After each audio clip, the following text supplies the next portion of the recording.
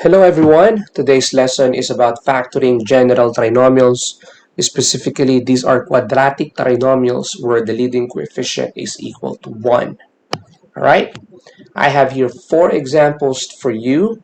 Okay, so let me discuss the first one. Okay, what we have here is x squared minus 14x plus 48.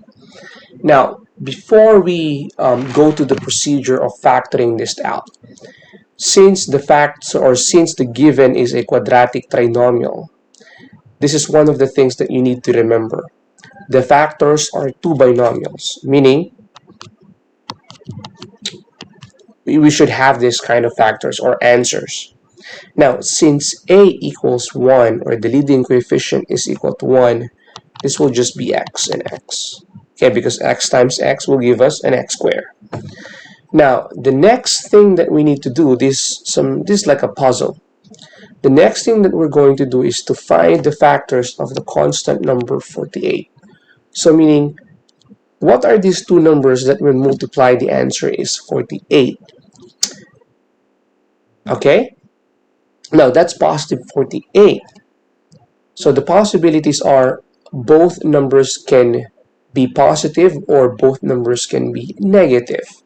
Now to lessen down our choices or the pairs of numbers that we will write down here, we just need to think about the second term, or we need to look at the second term rather. Since that's negative, we are expecting that the two numbers are both negative. So negative times negative equals positive 48, right? So what are these two numbers? So what I will do now is I'm going to list down two numbers that when multiplied the answer is 48. So the first thing that comes to my mind are the numbers negative 1 and negative 48. That gives us positive 48, right? Another pair is negative 2 and negative 24, right? Another pair is negative 3 and negative 16, right? Another pair, I think, is negative 4 and negative 12. I think that's also 48, right? What else? Aside from these four pairs. All right. We can also have negative 8 and negative 6 rather and negative 8. So we can stop there for a while. And the next thing that we will do is we will check which one add up to negative 14. So negative 1 plus negative 48 equals negative 49. So no. Negative 2 plus negative 24 equals negative 26. So no. Negative 3 plus negative 16 equals negative 19. No. Negative 4 plus negative 12 equals negative 16. So no. And finally, we have negative 6 plus negative 8, and that gives us negative 14. So there you go. We found the pair that we are looking. So negative 6 times negative 8 gives us positive 48. And also if we add negative 6 and negative 8, that also gives us the second term, which is the coefficient of the second term, which is negative 14. So this is minus 6 and minus 8. Therefore, those are the factors. All right. Okay, let's go to the second example.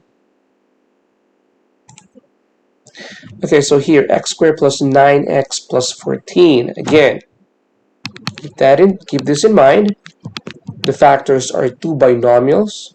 Since a equals 1 here, then therefore this is just x and the other one is x. And then the next thing that we will do is we will try to find the factors of positive 14. Again, this is positive. So I said this earlier, if that's positive, then the numbers we're looking have the same sign. Now, earlier we picked the numbers that are both negative because the second term earlier, it was negative 14. But this one is positive. All the terms here are positive, so That means those two numbers that we're looking here are both positive. Okay? So 14.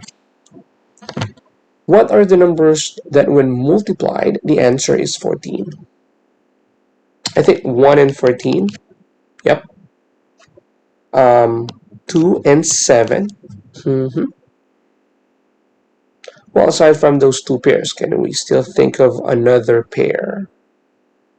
I think that's it for a while, and let's check now. Which one add up to 9? 1 plus 14 is 15, so no. 2 plus 7 is equal to 9, so there you go.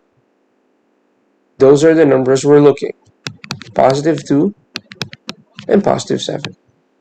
Now, maybe you have a question. Can we switch the location of those two? Or the position of those two, rather? Yeah, you can also write x plus 7 and x plus 2. It doesn't matter. All right? Okay. Let's go to my third example.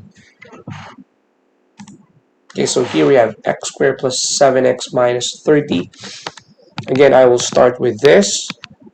Okay. The first terms of those two binomials are x and x. And then again, here, just like what we did for the first two examples, we just need to focus on the constant number.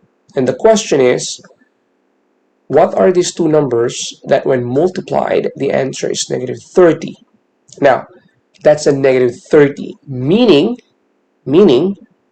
all right, the two numbers that we're looking here, they have different signs. So that means one is positive and one is negative. Okay, to make things a little bit easier here, the next thing that we will do, just like what we did for the first two examples, is look at the sign of the middle term.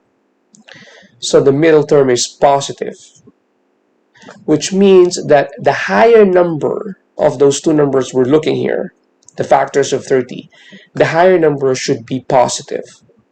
All right? So now let's try to list down all the numbers, a pair of number that when multiply, the answer is equal to negative 30. Of course, we have 1 and 30. The higher number is positive. The lesser number should be negative. Negative 2 and 15. Negative 3 and positive 10. Negative 4 times what? No.